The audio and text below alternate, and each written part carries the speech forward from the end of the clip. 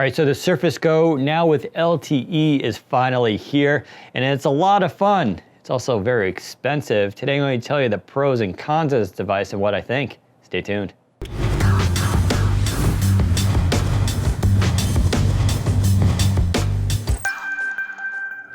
All right, before we get started, make sure you hit that subscribe button and don't forget to hit the notifications. We're gonna be doing a lot on Surface and Windows 10 devices in the future. In fact, you can leave me a comment below and tell me what you want to see covered, and well, maybe I'll give it consideration as well. All right, let's get to the Surface Go.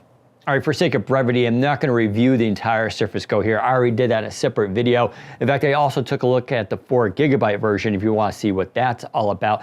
Luckily, this version here has 8GB of RAM on it, so we don't have to worry about any of that. It also has 128 gigs of storage. That's SSD, so that's the good stuff.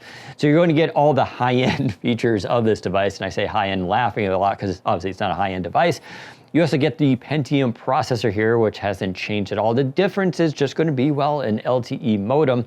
That modem is a Qualcomm Athros, which is actually pretty good. And it is LTE advanced, so you get very good data speeds here. And I've always talked about how Microsoft does modems really, really well. So the Surface Pro 5 also has an LTE modem on there and has some of the best connection I've ever seen for data speeds. It's just very consistent and a very strong signal. That's just the way they engineered the devices. You're going to get that here as well. So in terms of bands, there's a full range of bands covered here. It does go worldwide. It is SIM unlocked. You can drop any SIM into this and don't have to worry about it, which is really good. This device is on sale right now in the United States and Canada, but it's also going on sale to the rest of the world, around 25 other markets by the end of 2018. It'll even go wider to India and Middle East later on as well.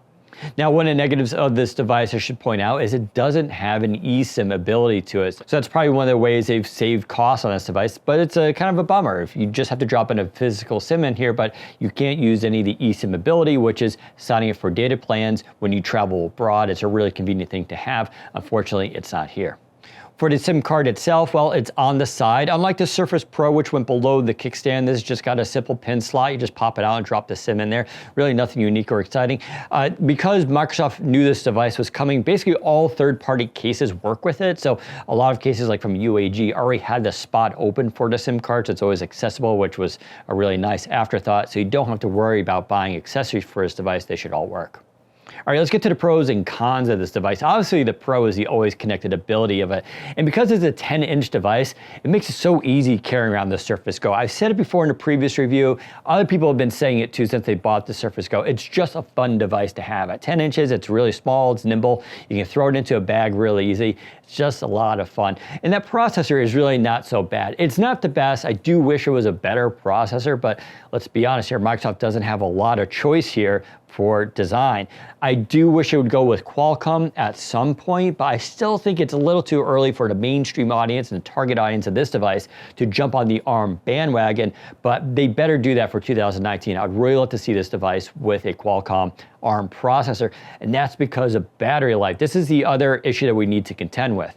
Now, battery life on Surface Go without LTE is rated at 8 hours, which is the ideal estimate. For this device, it's rated at 7.5 hours. So Microsoft already out front is telling you if you're just running this with LTE, well, you're going to lose about half hour on there. Now, real world usage is, of course, different from that. If you're pushing 6 or 7 hours on a regular Surface Go, that's probably realistic. Other people are only getting 5 hours. LTE is going to take off some time for that, around 30 minutes. Now, I will say the LTE is actually very efficient here. You can just leave it on. It won't use any of the radio if you're on Wi-Fi. What happens is if it's on Wi-Fi, it sticks to that. It only falls back to cellular when Wi-Fi is weak, but that's actually up to you. You can control that through the settings, so you can actually manually force it to go to cellular when you want to. You can also restrict it to certain apps. Microsoft has done a very good job here of balancing cellular activity with Wi-Fi, and it doesn't really affect battery life too much.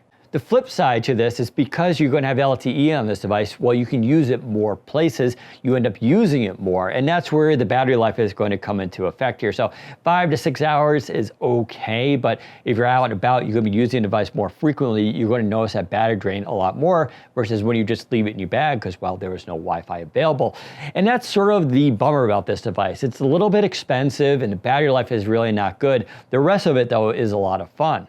Speaking of price, well, that's where things start to get a little dicey. It's $679 just for the Surface Go with LTE. Now, you are getting the high-end version, like I said, 8 gigabytes of RAM and 120 gigs of storage, But that's $679, plus you gotta buy the keyboard, which is at least $99, and then maybe even get a pen on board. So you're going well over $800 at this point. That's really kind of expensive. When I look at something like the Samsung Chromebook with LTE, which is $599, and that comes with the keyboard and pen built in, well, that seems to me like a better value. And the hardware is not quite as good on the Samsung Chromebook, and I actually have one and use that myself.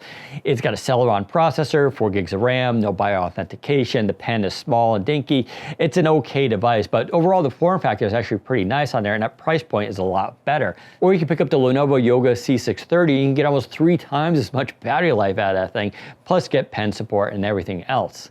And if this wasn't enough for you, well, you can actually get a second version. There is a Surface Go with 256 gigs of storage, 8 gigs of RAM, and LTE. You can buy that through the Surface business channels. Anyone can buy through there. You don't need to be an actual business, but you're going to pay an astonishing $829 for that device. Now, it does ship with Windows 10 Pro, which is part of that cost increase there. This is only Windows 10 on home, but still, $829 plus keyboard. Well, you can see this thing's going over $1,000 at this point. That's a lot of money for not a lot of performance and not very good battery life. Having said that, I've really enjoyed using Surface Go with LTE. I think it's really clever, but I think this device is in a weird growing stage right now. Like I said, Microsoft's trapped between Intel and Qualcomm. Neither are great solutions at this point.